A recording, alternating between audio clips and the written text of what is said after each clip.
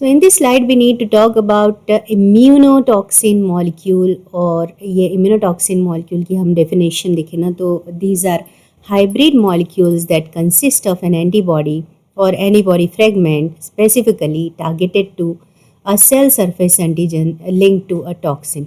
तो देखिए structure of immunotoxin में देखें ना, जैसा कि मैंने बताया कि एंटीबॉडी का मॉलिक्यूल है और या फिर उसमें एफएबी फ्रैगमेंट भी हो सकता है, देन उसको टॉक्सिन से लिंक करते हैं हम. तो ये antibody molecule this will recognise specific cell surface antigen, और ये बैड या करप्ट सेल होती है ना, जो शरीर में ख़राब हो गई होती है सेल, उसके अगेंस्ट काम करके और इसके सेल सरफेस मार्कर्स पे जुड़ के और टॉक्सिन मॉलिक्यूल को सेल के अंदर छोड़ देता है.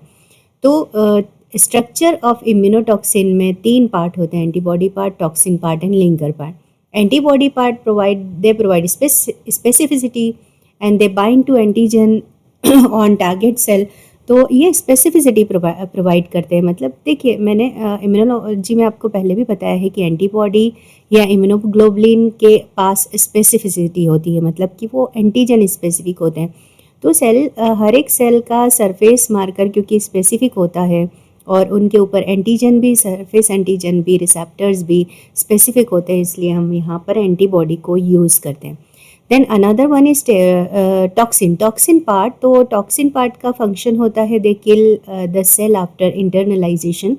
तो एंटीबॉडी पकड़ के टॉक्सिन मॉलिक्यूल को सेल के अंदर ले जाते हैं, उसको वहाँ छोड़ देते हैं और फिर वो अपना काम करता है, जैसे कि प्रोटीन सिंथेसिस को ब्लॉक करना. देन लिंकर कनेक्टिंग मॉलिक्यूल है और कनेक्टिंग लिंक है एंटीबॉडी और टॉक्सिन मॉलिक्यूल को कंबाइन करने वाला. तो they chemically joins antibody to toxin. तो मैकेनिज्म ऑफ एक्शन इम्यूनोटॉक्सिन का देखें ना, तो इम्यूनोटॉक्सिन के मैकेनिज्म में 5 स्टेप्स हमको दिखाई देती है. कि सबसे पहला तो टारगेट रिकग्निशन. टारगेट रिकग्निशन में immunotoxin binds to specific antigen on target cell.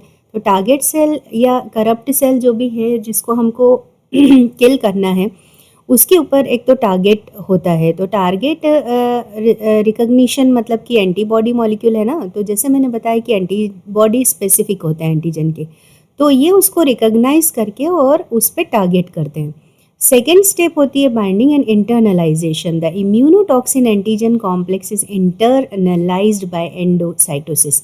तो इम्यूनोटॉक्सिन और एंटीजन कॉम्प्लेक्स है ना हमारा, अब ये एक बार अटैच हो गया ना करप्ट सेल पे, उसके रिसेप्टर के ऊपर, एंटीजन के ऊपर, तो वो इंटरनलाइज कर लिए जाते हैं. इंटरनलाइज मतलब कि एंडोसाइटोसिस प्रोसेस के थ्रू सेल के अंदर चले जाते हैं और एंडोसोम का फॉर्मेशन हो जाता है इस तरह से.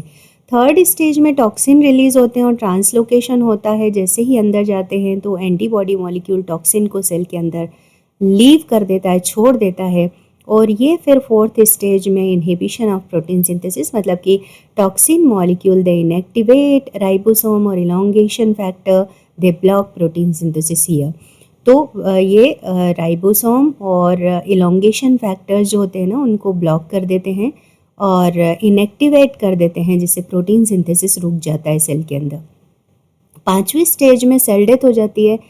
Cell cannot synthesize essential protein and undergoes apoptosis or dies. तो अपोप्टोसिस के थ्रू इसकी डेथ हो जाती है. अपोप्टोसिस का मतलब होता है प्रोग्राम्ड सेल डेथ, मतलब कि mRNA और राइबोसोम और स्पेसिफिक इलोंगेशन फैक्टर का टर्मिनेशन करके प्रोटीन सिंथेसिस को ब्लॉक करना और धीरे धीरे सेल को ख़त्म करना, इसको अपोप्टोसिस कहते हैं. तो इससे सेल की डेथ हो जाती है. ये प्रोग्राम्ड सेल डेथ होती है.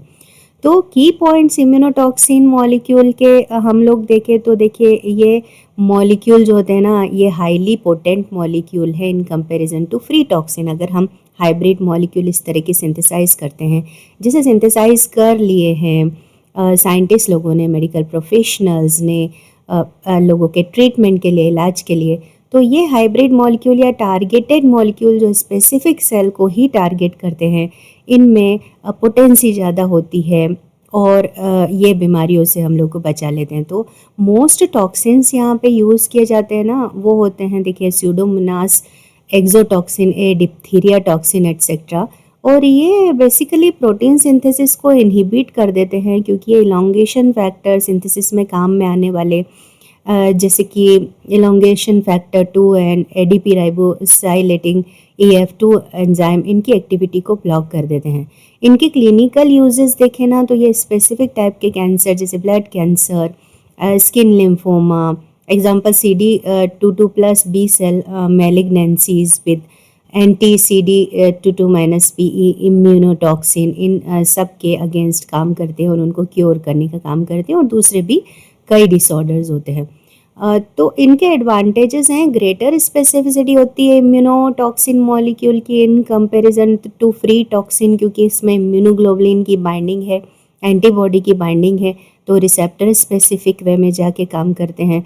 ये नॉर्मल सेल को डैमेज नहीं पहुंचाते हैं फ्री टॉक्सिन की तरह। तो नॉर्मल सेल को क्यों नहीं पहुंचाते? क्योंकि इनका टारगेट सिर्फ करप्ट सेल या बैड सेल होता है, तो इस तरह से ये बैड सेल की प्रोग्रामिंग को सीज करके और उनको किल कर देते हैं। तो समराइज करें जैसे, तो हम देखते हैं कि इम्यूनोटॉक्सिन जो है ना, they is equal to antibody guided toxin, antibody guide कर रही होती है इनको। तो ऐसे टॉक्सिन मॉलिक्यूल जिनका साथ एंटीबॉडी देती है, तो ये सिनर्जिस्टिक की है, सिनर्जिस्टिक इफेक्ट हो जाता है इसमें एंटीबॉडी के साथ टॉक्सिन का मिलना। और फिर antibody finds the target cell, antibody target cell को फाइंड आउट कर लेती है, then toxin enter the cell and kill this one. तो that is the advantages of immunotoxin molecule.